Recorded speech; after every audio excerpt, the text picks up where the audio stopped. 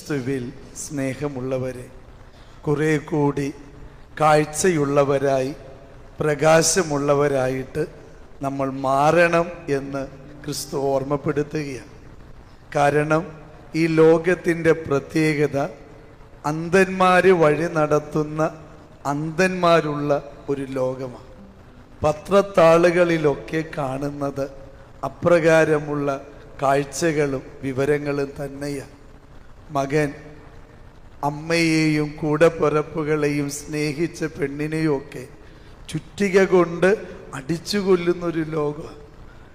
ഒരേ ക്ലാസ്സിൽ പഠിച്ചിരുന്നവർ ഇങ്ങനെ ക്ലാസ്സിലെ പ്രോഗ്രാമിൻ്റെ ഇടയിൽ മ്യൂസിക് നിന്നുപോയെന്നതിൻ്റെ പേരിലുള്ള കലഹം നിമിത്തം കൂടെ പഠിച്ചവനെ ഇടിച്ചു കൊല്ലുന്ന ഒരു ലോകമാണ്.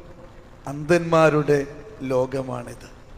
ഇപ്രകാരമുള്ള ലോകത്തിൻ്റെ വലിയ പ്രശ്നം പ്രകാശമുള്ളവർ വല്ലാതെ പരിമിതമായി പോയിരിക്കുന്നു എന്നുള്ളതാണ്.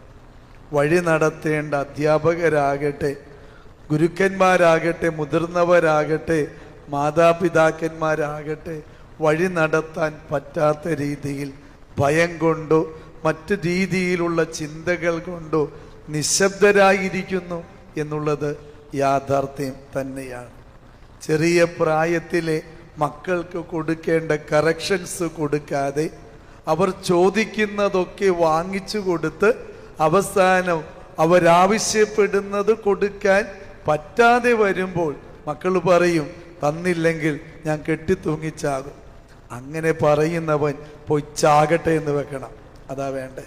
അല്ലാതെ അവർക്ക് വേണ്ടി വീട് പണയം വെച്ച് 18 വയസ്സാകുമ്പോൾ തന്നെ 2.5 ലക്ഷം 3 ലക്ഷത്തിൻ്റെ ബൈക്ക് മാതാപിതാക്കന്മാർ വാങ്ങിച്ചു കൊടുക്കുമ്പോൾ, ഐഫോണൊക്കെ 80,000 രൂപയും 1 ലക്ഷം രൂപയുടെയും ഫോൺ 12ാം ക്ലാസ്സിലും 13ാം ക്ലാസ്സിലും പഠിക്കുന്ന മക്കൾക്ക് വേണ്ടി വാങ്ങിച്ചു കൊടുക്കുന്ന മാതാപിതാക്കന്മാർ അന്ധന്മാരാ.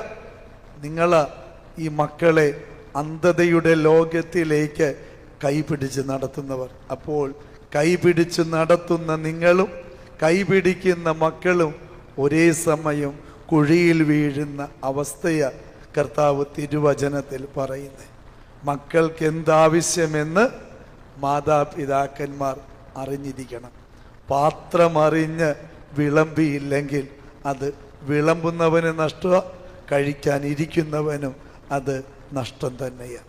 അതുകൊണ്ട് എൻ്റെ പ്രിയപ്പെട്ടവരെ, ക്രിസ്തു ഇന്നത്തെ വചനത്തിലൂടെ നമ്മെ ഓർമ്മപ്പെടുത്തുന്നത് അടിസ്ഥാനപരമായി കുറെ കൂടി മനസ്സിൻ്റെ കാഴ്ച നഷ്ടപ്പെടാത്ത തെളിച്ചമുള്ള പ്രകാശമുള്ള മക്കളായിട്ട് മാറണം. അപ്പോൾ എന്ത് സംഭവിക്കും? അപരൻ്റെ കണ്ണിലെ കരടെടുത്ത് മാറ്റാനുള്ള കാഴ്ച നിനക്ക് കിട്ടും. ഇന്നത്തെ അവസ്ഥ സ്വന്തം കണ്ണിലെ തടിക്കഷ്ണം ഇരിക്കുന്ന അവസ്ഥയാ.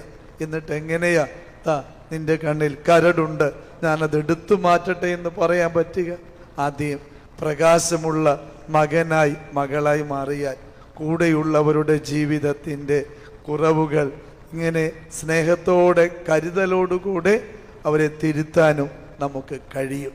ആകയാൽ എൻ്റെ പ്രിയപ്പെട്ടവരെ, കൃപയുടെ ഈ ബലി നമ്മെ ഓർമ്മപ്പെടുത്തുന്നത് ഒറ്റ കാര്യമാണ്. കുറേ കൂടി പ്രകാശമുള്ളവരായി മാറുക. കുരിശിൽ കിടക്കുന്നവൻ്റെ ജനനം തന്നെ വിളിച്ചു പറയുന്നില്ലേ? അന്ധകാരത്തിൽ കഴിഞ്ഞിരുന്ന ജനത വലിയ ഒരു പ്രകാശം കണ്ടു. കൂരിരുട്ടിൻ്റെ ദേശത്ത് വസിച്ചിരുന്നവരുടെ മേൽ പ്രകാശം ഉദയം ചെയ്തു. അവൻ വിളിച്ചു പറയുന്നു, you are the light of this world. നിങ്ങൾ ലോകത്തിൻ്റെ പ്രകാശമാണ്. ജീവിതത്തിൽ പ്രകാശത്തിൻ്റെ തിരി ഒരു പക്ഷേ പല കാറ്റുകൾ കെടുത്തിക്കളഞ്ഞു കാണും. അനുഗ്രഹത്തിൻ്റെ അൾത്താരയിൽ നിന്നും അണഞ്ഞു പോയ നമ്മുടെ ജീവിതത്തിൻ്റെ തിരികളെ ഒന്നുകൂടെ കത്തിച്ച് പ്രകാശമുള്ള മക്കളായിട്ട് മാറാം.